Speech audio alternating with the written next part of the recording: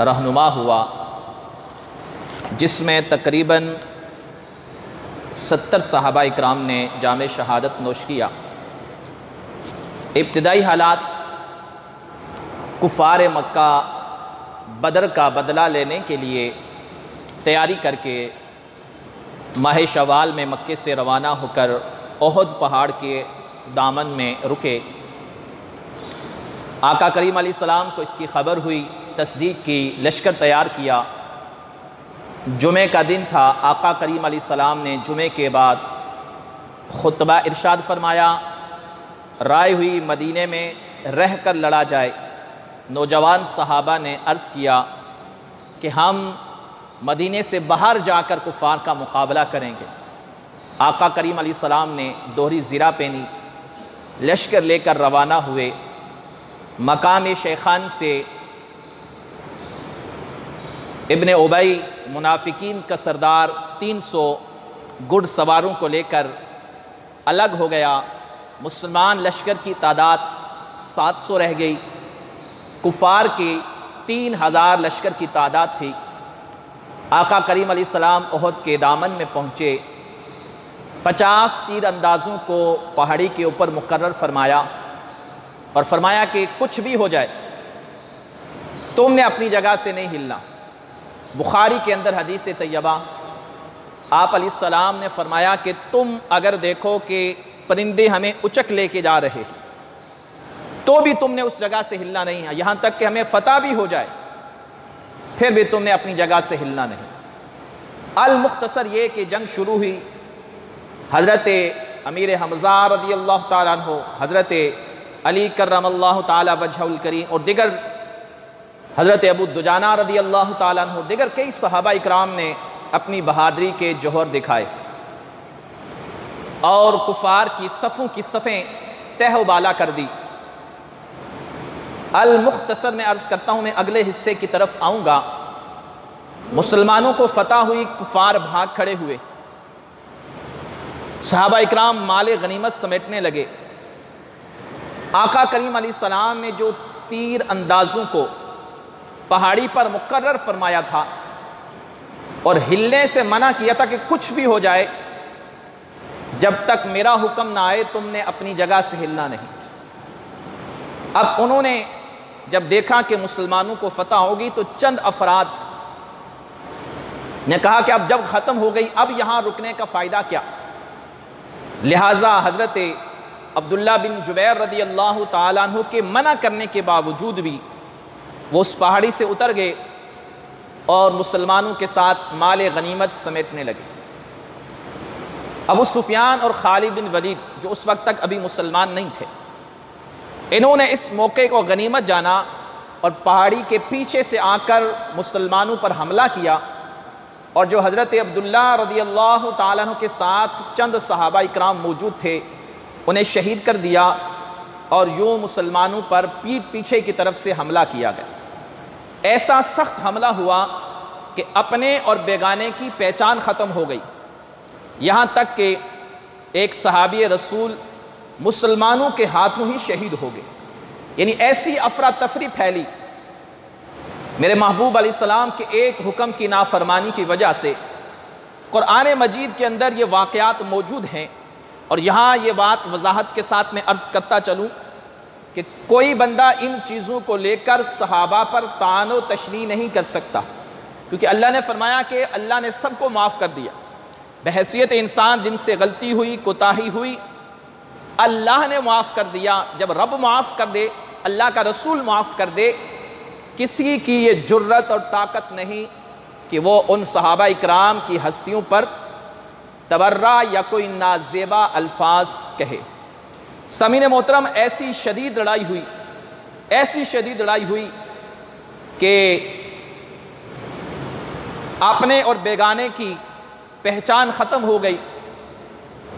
اسی میں آتا ہے کہ حضرت انس بن مالک کے چچا مالک بن نضر رضی اللہ تعالی عنہ، آپ نے، یہ بخاری کے اندر حدیث ہے، غزوہ بدر میں شریک نہ ہو سکے تو آپ نے یہ اعلان کیا تھا کہ اگر اللہ نے دوبارہ موقع دیا تو رب بھی دیکھے گا کہ میں کیا کرتا ہوں، چنانچہ آپ رضی اللہ تعالیٰ عنہ کفار کی لشکر میں گھس گئے اور حضرت طلحہ ملے تو عرض کرنے لگے کہ مجھے احد پہاڑ کی احد سے آہٹ سے جنت کی خوشبو آ رہی ہے۔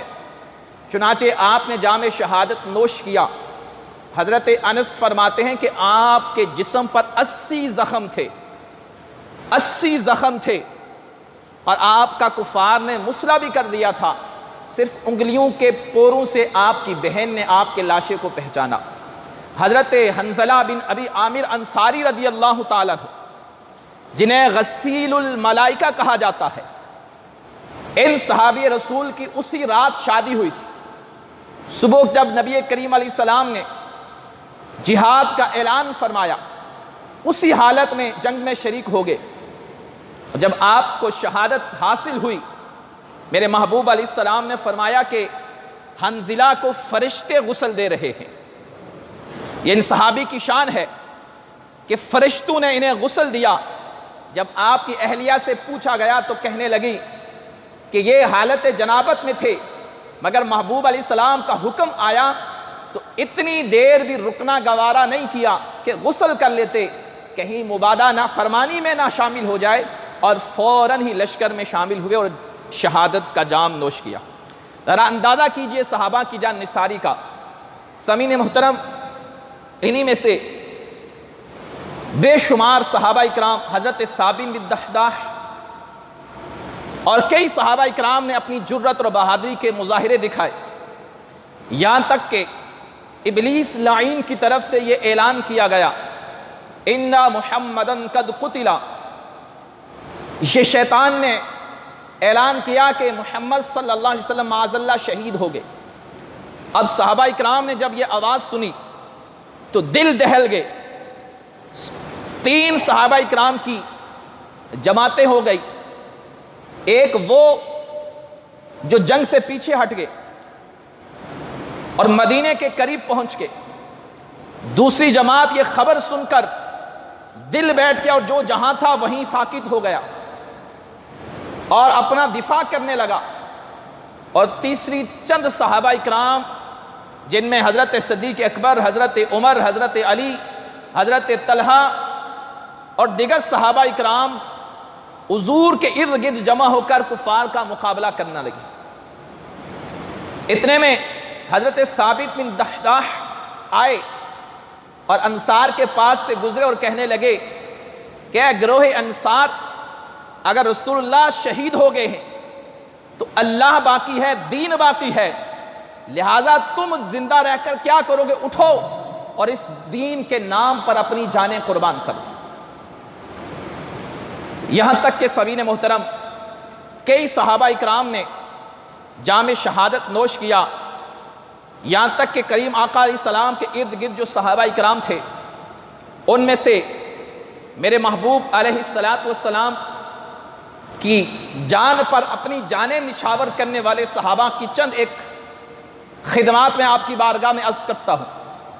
حضرت زیاد بن سکن رضی اللہ تعالیٰ عنہ، یہ بھی اس گروہ میں شامل تھے جو حضور علیہ السلام کے پاس تھے۔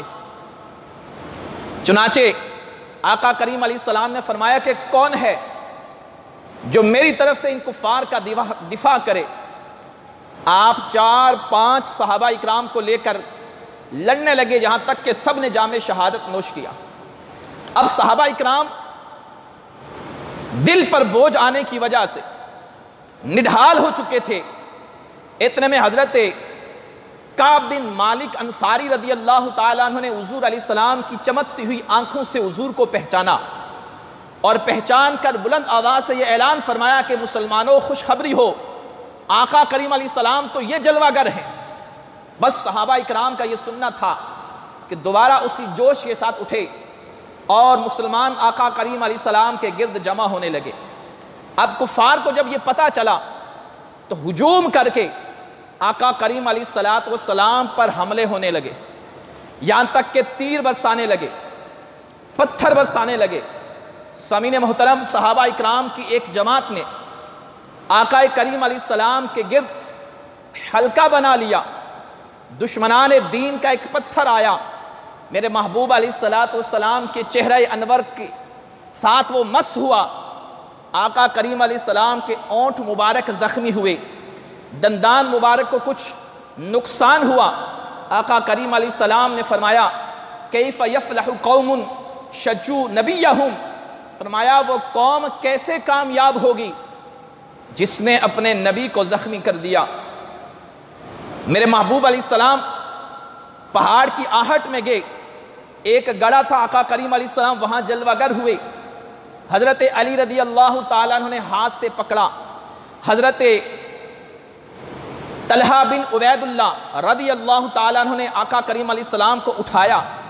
سامعین محترم، آقا کریم علیہ السلام کے گرد جو صحابہ اکرام کا مجمع تھا، ان میں حضرت ابو دجانہ رضی اللہ تعالیٰ عنہ تھے، جو بہت بڑے پہلوان تھے۔ ان کی یہ جرت اور بہادری تھی کہ آقا کریم علیہ السلام کے سامنے اپنی پیٹھ کر کے کھڑے ہو گئے، اور کفار کے جتنے تیر آتے وہ سارے اپنی پیٹھ پر روکتے رہے۔ جس طرح کسی چیز میں اگر مسلسل کانٹے چبھوئے جاتے ہیں، ایک سیب جانور ہے جس کے اندر پر کانٹے ہی کانٹے ہوتے ہیں، اس طرح آپ کی پوری پیٹھ جو ہے وہ تیروں سے بھر گئی، مگر ایک تیر بھی آقا کریم علیہ السلام تک پہنچنے نہیں دیا۔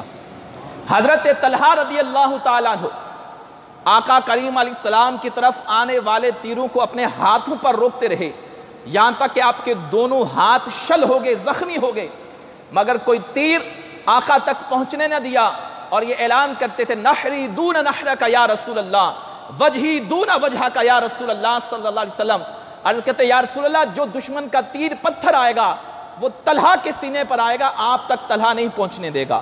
جو تیر اور پتھر آئے گا وہ طلحہ کے چہرے کو چھوئے گا، آقا کریم علیہ السلام تک وہ نہیں پہنچنے دیں گے۔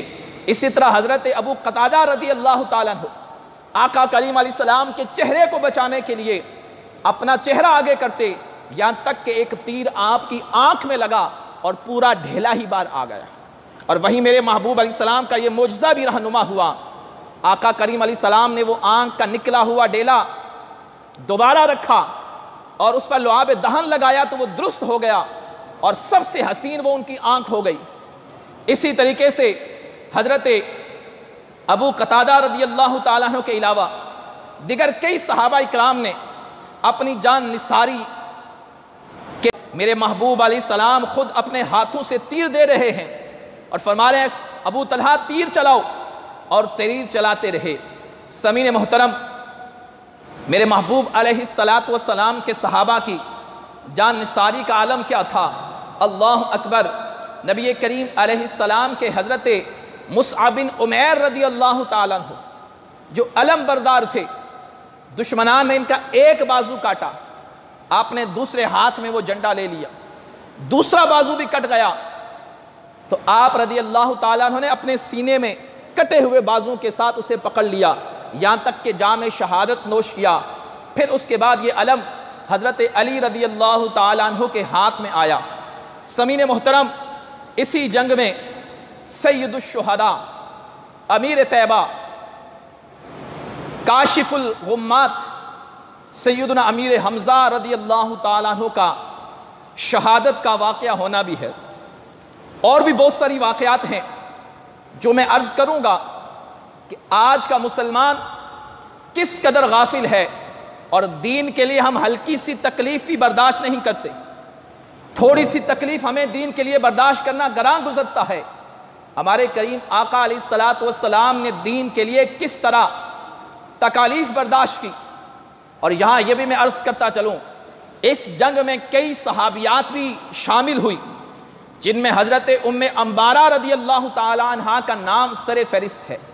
جب چند لوگ صرف حضور کے پاس رہ گئے تھے، ان میں ایک حضرت ام انبارہ بھی تھی جو تلوار لے کر دشمنان دین کو دفع کر رہی تھی، اور حضور علیہ السلام کی طرف سے دفاع فرما رہی تھی۔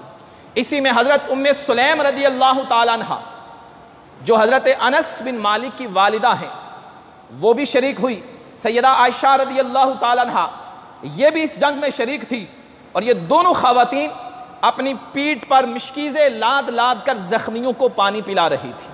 حضرت ام ایمن رضی اللہ تعالیٰ عنہ جو حضور کی دایا ہیں اور پرورش فرمانے والی ہیں، وہ بھی اس جنگ میں شریک تھی اور زخمیوں کی مرہم پٹی کا کام دیا کرتی تھی۔ بخاری مسلم شریف کے اندر یہ حدیث طیبہ موجود ہیں کہ چند صحابیات اکرام خصوصیت کے ساتھ مرہم پٹی پر مامور تھی کہ جو زخمیوں کی مرہم پٹی فرمایا کرتی تھی۔ سامعین محترم، میرے محبوب علیہ السلام کے چہرہ مبارک جو زخمی ہوا، یہاں صحابہ اکرام کے بڑے پیارے جان نثاری کے واقعات سنیے گا۔ جب حضور علیہ السلام کے چہرہ انور زخمی ہوا، آقا کریم علیہ السلام نے خود، یہ لوہے کی ٹوپی ہوتی ہے جس کے اندر جالی ہوتی ہے، سنگریزی کی وجہ سے اس کے دونوں حصے میرے محبوب علیہ السلام کے رخسار مبارک کے اندر چلے گئے، پیوست ہو گئے۔ حضرت ابو عبیدہ بن جراح رضی اللہ تعالیٰ عنہ جو عشرہ مبشرہ میں سے ہیں، اور یہ مسلم کی حدیث طیبہ موجود ہے، یہ روایت نہیں ہے، یہ کوئی کہانی نہیں، بلکہ صحیح مسلم کی حدیث طیبہ ہے کہ آپ رضی اللہ تعالیٰ عنہ نے وہ لوہے کے ٹوپی کا جو حصہ گال مبارک میں پیوست تھا اسے کھینچ کر اپنے دندان سے نکالا، تو ایک طرف سے نکالا تو ایک آپ کا دانت نکل گیا، اس قدر پیوست تھا۔ جب دوسری طرف سے نکالا تو دوسرا دانت بھی آپ کا نکل گیا۔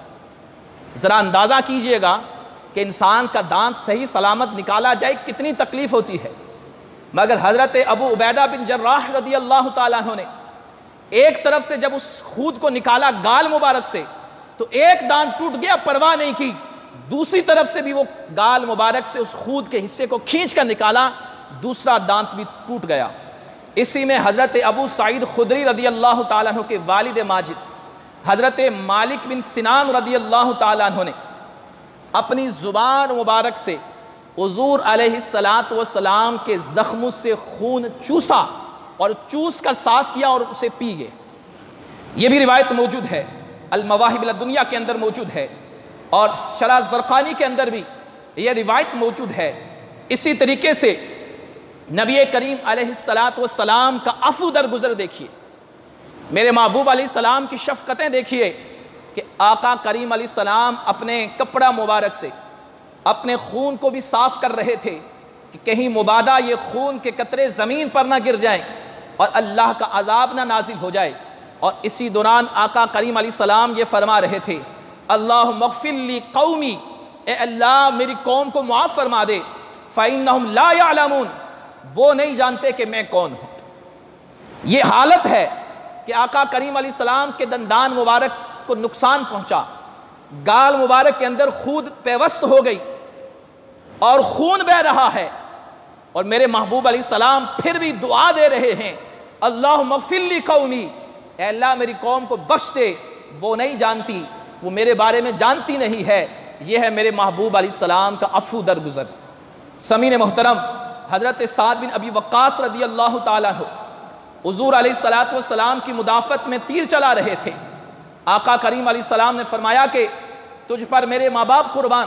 اور سامعین محترم، یہاں یہ بھی مسلم کی حدیث طیبہ ہے کہ آقا کریم علیہ السلام کی برہم پٹی جب جنگ ختم ہو گئی، حضرت علی کرم اللہ تعالی وجہہ الکریم ڈھال میں پانی لے کر آئے، آقا کریم علیہ السلام نے اس میں کچھ بو محسوس کی تو نہیں پیا، پھر اسی پانی سے سیدہ فاطمہ الزہرا رضی اللہ تعالی عنہا، یہ مسلم کی حدیث سنا رہا ہوں، آپ نے اپنے کپڑے مبارک سے آقا کریم علیہ السلام کے زخم اس ڈھال کے پانی سے جو حضرت علی کے ہاتھ میں تھی، اور سیدہ زہرا پاک اس پانی کو لے کر زخم دھو رہی تھی، اور جب خون زیادہ بہ رہا تھا تو مسلم کی حدیث طیبہ ہے کہ آپ نے ایک چٹائی جلائی اور اس کی راکھ زخموں میں رکھی جس سے خون بند ہو گیا۔ یہاں یہ بھی میں عرض کرتا چلوں کہ وہ لوگ جو دین کے حوالے سے سستی کا مظاہرہ کرتے ہیں، وہ دین کے لیے تکالیف برداشت کرنے کو مصیبت سمجھتے ہیں، وہ لوگ جو دین کو یوں سمجھتے ہیں کہ بس بیٹھے رہیں گدیوں پر اور دین پھیلتا رہے، یہ ان کے لیے بھی مشعل راہ ہے کہ سیدہ کائنات مخدومہ کائنات سیدہ فاطمہ الزہرا رضی اللہ تعالیٰ عنہا نے بھی اس جنگ کے موقع پر آقا کریم علیہ السلام کی خدمت میں حاضر ہو کر ان زخموں کو صاف کر کے یہ بتا دیا کہ اسلام کے لیے اذیتیں اور تکلیفیں برداشت کرنا یہی حق کی علامت ہے۔ دین کے لیے کوششیں کرنا، اور اگر تھوڑی سی تکلیف پر انسان بالبلا اٹھے تو پھر یہ اس کے ایمان کی کمزوری ہے۔ میرے محبوب علیہ السلام کہ صحابہ اکرام نے جان نثاری کے کئی واقعات، اور بھی کئی صحابہ اکرام کے واقعات ہیں۔ اب آئیے سیدنا امیر حمزہ رضی اللہ تعالیٰ عنہ کی شہادت کے حوالے سے، یہ وہ شہادت ہے کہ جس کے میرے محبوب علیہ السلام ساری زندگی غم سے نڈھال رہے، اور جب بھی آپ کے چچا سید الشہداء اسد اللہ و اسد الرسول سیدنا امیر حمزہ رضی اللہ تعالیٰ عنہ کی شہادت کا ذکر ہوتا، میرے محبوب علیہ السلام کی چشمان مبارک سے آنسو جاری ہو جایا کرتے۔ آپ رضی اللہ تعالیٰ عنہ کی شہادت کا واقعہ، وحشی نامی ایک غلام جو بعد میں مسلمان بھی ہوئے، اسلام قبول کیا، آپ فرماتے ہیں کہ میں جب حالت کفر میں تھا اسلام کے سب سے بہترین شخص کو قتل کیا، یعنی امیر حمزہ رضی اللہ تعالیٰ عنہ کو، اور فرماتے ہیں کہ جب میں مسلمان ہوا تو کفار کے سب سے بدترین شخص کو واصل جہنم کیا، اور وہ کون تھا؟ مسیلمہ کذاب، جو جھوٹا مدعی نبوت تھا۔ آپ اسلام لانے کے بعد جب اس ختم نبوت کی جنگ میں شریک ہوئے تو آپ فرماتے ہیں کہ میں نے ہی اس ملعون کو واصل جہنم کیا تھا، کیونکہ نیزہ اندازی میں بڑے ماہر تھے۔ نبی کریم علیہ السلام کی بارگاہ میں آپ نے خود وہ واقعہ بیان کیا۔ آپ کہتے ہیں آقا کریم علیہ السلام نے جب یہ اسلام لائے تو واقعہ ان سے سنا کہ بتاؤ میرے چچا کو کیسے شہید کیا؟ تو آپ فرماتے ہیں کہ میں ایک پہاڑ کی آہٹ میں چھپا ہوا تھا، میرے مالک نے مجھے یہ کہا تھا کہ اگر تو نے رسول اللہ کے چچا کو قتل کر دیا تو بدلے میں تجھے آزادی مل جائے گی۔ فرماتے میں پہاڑ کی ایک پتھر کی آہٹ میں چھپا ہوا تھا، حضرت امیر حمزہ لڑتے لڑتے کفار کی صفوں کو چیرتے ہوئے، کئی بڑے بڑے ناموں کو واصل جہنم کرتے ہوئے جب اس پتھر کے قریب آئے تو میں نے دیکھا کہ موقع پا کر میں نے ایک دور سے نیزہ پھینکا، اور ایسا نیزہ پھینکا کہ آپ کی ناف اور شرمگاہ کے بیچ میں وہ نیزہ جا کر لگا، اور اتنی تیز لگا کہ آپ کے پیٹ سے باہر ہو گیا، پیٹ سے باہر نکل گیا، اور یوں میں نے انہیں شہید کیا۔ حضرت امیر حمزہ رضی اللہ تعالیٰ عنہ کی شہادت کے واقعات میں یہ بھی ملتا ہے کہ آپ کا مسئلہ تک کیا گیا، اور ہند نے آپ علیہ السلام کے چچا مبارک کے سینے کو چاک کیا، کلیجہ نکالا گیا، اسے چبایا گیا، جب نگل نہ سکی تو اسے پھینک دیا گیا۔ لیکن یہ سارے واقعات اسلام لانے سے قبل کے ہیں، اور یہ سارے واقعات ہوئے میرے محبوب علیہ السلام کے چچا مبارک جام شہادت نوش کرتے ہیں۔ آقا کریم علیہ السلام جب یہ واقعہ سن رہے تھے، آقا کریم علیہ السلام کی چشمان مبارک سے آنسو تھے، اور داڑھی مبارک بھی آنسوؤں سے تر ہو گئی تھی۔ تو مسلمانوں، یہ 15 شوال المکرم غزوہ احد کا دن ہے، اور آج بھی وہ احد کی خوشبو مٹی میں میرے محبوب علیہ السلام کی جو اہل عشاق ہیں وہ کہتے ہیں آج بھی وہاں سے خون مصطفیٰ کی خوشبوئیں آتی ہیں۔ آپ احد کی مٹی کو سونگیں، اہل ایمان یہ کہتے ہیں کہ وہاں سے اب بھی خوشبوئیں آ رہی ہوتی ہیں کہ میرے محبوب علیہ السلام نے وہ جگہ جس پہاڑ کے دامن میں گھاٹی میں آپ علیہ السلام نے آرام فرمایا تھا، وہاں سے اب بھی خوشبوئے مصطفیٰ کی مہک آ رہی ہوتی ہے۔ تو مسلمانوں، عرض کرنے کا مقصد یہ ہے کہ یہ اسلام جو آج ہمیں ملا ہے یہ بڑی قربانیوں کے بعد ملا ہے۔ 70 صحابہ نے جام شہادت نوش کیا، جس میں اسد اللہ و اسد الرسول سیدنا امیر حمزہ کی شہادت بھی ہے۔ میرے محبوب علیہ السلام نے خود بھی اذیتیں اور تکالیف برداشت کی ہیں۔ تو آج ہم دیکھیں ہم اس اسلام کے لیے کیا کر رہے ہیں، ہم اسلام کے ساتھ کتنے وفادار ہیں، ہم دین کے لیے کتنے وفادار ہیں، آج ہم دین کو کتنا بطور دین اپناتے ہیں۔ آج رمضان گزر گیا، ہماری مسجدیں پھر ویران ہو گئی، رمضان گزر گیا، ہمارے قرآن پھر بند ہو گئے، رمضان گزر گیا، ہماری تسبیحات پھر گم ہو گئی۔ تو خدا را اسلام کی قدر کیجئے، جس نبی کا ہم کلمہ پڑھتے ہیں، آقا کریم علیہ السلام نے دین کے لیے بڑی تکالیف برداشت کی ہیں، بڑی دین کے لیے تکالیف برداشت کی ہیں، اور یہ دین ہم تک پہنچا ہے۔ ہم وہ تکالیف تو نہیں سہ سکتے، لیکن کم از کم دین پر عمل تو کر سکتے ہیں۔ دین کی تعلیمات پر عمل تو کر سکتے ہیں، اپنی روزمرہ کے معاملات کو دین کے مطابق تو گزار سکتے ہیں، نمازوں کی پابندیاں تو کر سکتے ہیں، ہم دین کے لیے کیا تکالیف برداشت کریں گے؟ ہمیں تو فجر میں بستر سے اٹھنا بھی گوارا نہیں ہوتا۔ تو خدا را اپنی حالت پر غور کیجئے گا، غزوہ احد کے حالات پڑھیے، ایمان تازہ ہو جائے گا، رونگتے کھڑے ہو جائیں گے کہ کس قدر مسلمانوں کو اذیتیں دی گئی، اور امام الانبیاء سرور کونین تاجدار ختم نبوت صلی اللہ علیہ وسلم کو کس قدر تکالیف پہنچی، لیکن اس کے باوجود بھی آقا کریم علیہ السلام اپنی امت کے لیے دعائیں فرماتے رہے۔ تو ہمیں بھی احساس کرنا چاہیے، دین کے ساتھ وفا کرنی چاہیے، دین سے غداری ہرگز نہیں کرنی چاہیے۔ جب بات دین کی آئے تو سب کچھ پیچھے رہ جائے، دین کو مقدم کیا جائے۔ میرے محبوب علیہ السلام نے فرمایا، من رضی باللہ ربن، جو رب کو رب مان کر راضی ہو گیا، وبالاسلام دینا، اور اسلام کو دین مان کر راضی ہو گیا، وبمحمد رسولا، اور رسول اللہ کو رسول مان کر راضی ہو گیا، فرمایا وہی بندہ ایمان کا ذائقہ چکھے گا۔ جو اللہ سے راضی ہو گیا، دین سے راضی ہو گیا، رسول اللہ سے راضی ہو گیا۔ آج ہم دین سے راضی نہیں ہیں، ہم کہتے ہیں دین یوں نہیں یوں ہونا چاہیے، ہماری مرضی کے مطابق نہیں، ہم اپنی مرضیاں دین کے مطابق کریں، تبھی ایمان کی حلاوت اور ذائقہ نصیب ہوگا۔ وآخر دعوایا ان الحمدللہ رب العالمین۔